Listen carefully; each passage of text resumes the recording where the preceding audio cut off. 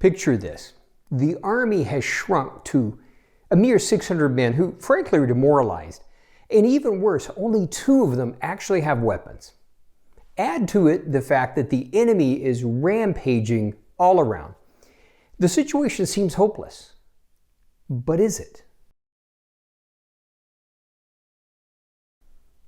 Everybody loves a come-from-behind underdog story. And why is that? It gets us excited. It makes us feel like we can achieve something like that ourselves. And what we're seeing here today is a story that looks like a disaster. But by relying on God, the victory comes, and they do come from behind. The underdog does win.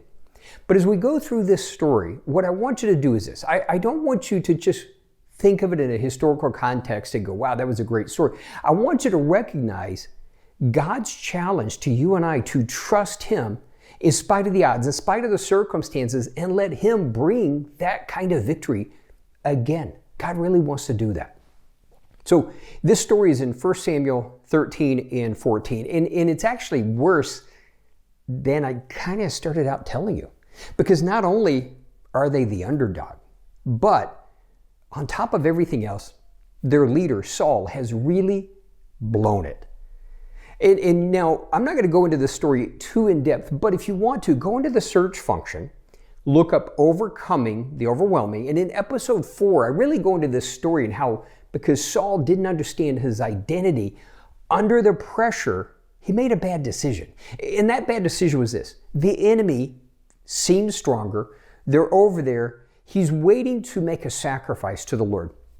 But in the process, his men become fearful, and they're melting away. So he's feeling the pressure, and he takes matters into his own hands. He kind of works on God's behalf. Helping God out never works out. Now, he's chastised. Again, go into that. If you go watch that episode, you're going to see this story much more in depth. But basically, the end result is, I think what you see is the army continuing to melt away because on top of everything else, they've lost confidence in Saul. They're afraid. The enemy seems stronger. And I think there's even this sense that God may not even be on our side anymore. Now, here's reality. Haven't we all felt that way once in a while? We know our shortcomings. We know our failures. And this is where the enemy likes to whisper in our ear that, yeah, God loves you, but you really blew it and He can't help you out. Well, I think there was a sense of that. And so the army has shrunk to 600 men. And worse.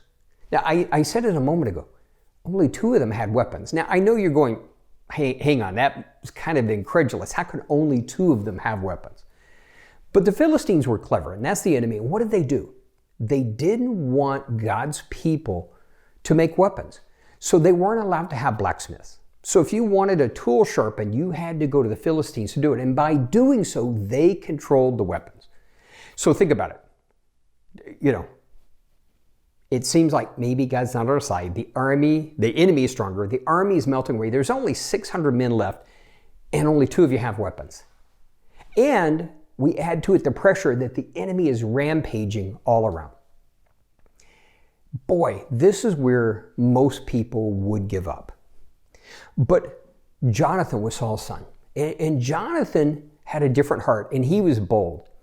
And so he had an armor bearer, which is someone who helps him carry his equipment. And he says to his armor bearer, let's go check out those Philistines.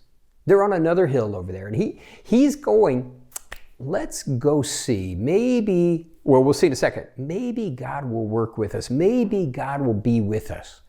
Now, that's a bold statement considering I think most of the army felt like God had abandoned them. And here's 2 bold young men. So Jonathan's saying, let's go see. Let's go check out the enemy. Let's not shrink away. And his armor bearer, who literally said, I'm with you. Whatever's in your heart, I'm with you. And so what do? And so this is, I really want you to look this up. Take 1 Samuel 14 and verse 6. And Jonathan says, if maybe the Lord will fight with us, because if God gives us the victory, nothing can stop us, no matter how few of us there are. He really understood that if God is with us, nothing can stop us. And that is a profound statement when, again, think about it. You're 2 men facing a greatly superior army. There's no weapons. The rest of the army is melting away, and panic is contagious. So to be able to stand against that emotional contagion where everybody else is afraid and make a bold statement, that was amazing. Now, and he does something. So he says, his armor bearer says, whatever you want to do, I am absolutely with you. And so first off, I want to just say, we need to emulate more often these two bold young men who are willing to make a stand for the Lord. And so Jonathan, now how he came up with this, I don't know, but he decided that, hey, here's how we'll know if the Lord's with us. If we call out to them and they say, hey, stay there, we'll come to you, then we're going to stay here. It was kind of like, but if they say, come on over, then we're going to go because we know God's given us a victory. And so what happens? They call out to the Philistines. The Philistines say, come on over. And so Jonathan turns to his armor bearer and says, God's given us the victory. Now, this is the part of the story where we want to see God just do something amazing. It's an immediate victory, but that's not the way it works. So Jonathan turns to his armor bearer. He's got the faith. God's giving us the victory. But there's an interesting thing we need to note. To climb up this hill, to go attack the enemy, they had to climb on their hands and knees. Now, why is that important to me? Why do we need to recognize that? There are times when even though God has given us the victory, we still have to grind it out on our hands and knees. And that's what they did. And they show up, they start fighting, and what happens? God gives them the victory. They're not only fighting an overwhelming force, but what happens? Because God is giving them the victory, they start to win. And this is where it gets really cool. The enemy starts to panic. Now remember, those are only two of them. But because God was working with them, the enemy begins to panic. And they're running around and they're actually fighting each other. And it gets even better. This inspires God's people. Why? They start to see the Philistines in confusion, running around, and it's like, what's going on? And they start to say, Saul says, we got to figure out what's going on. And then they finally realize the Philistines are in so much confusion, forget it, we just got to go fight.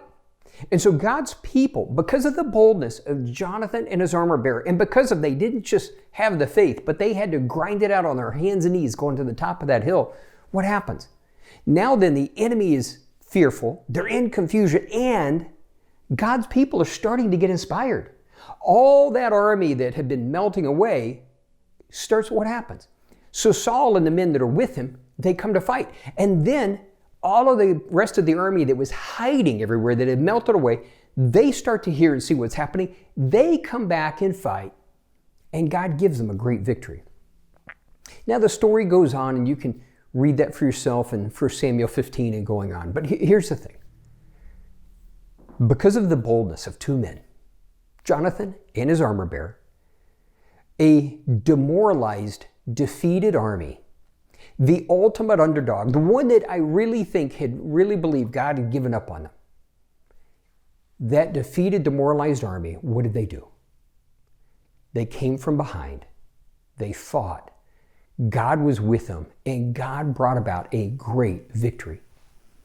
So my challenge to you and I, it requires boldness to be a hero of the faith. What are the things in the world around you where we can say, if God is with us, He can give us a victory, no matter how few of us there are?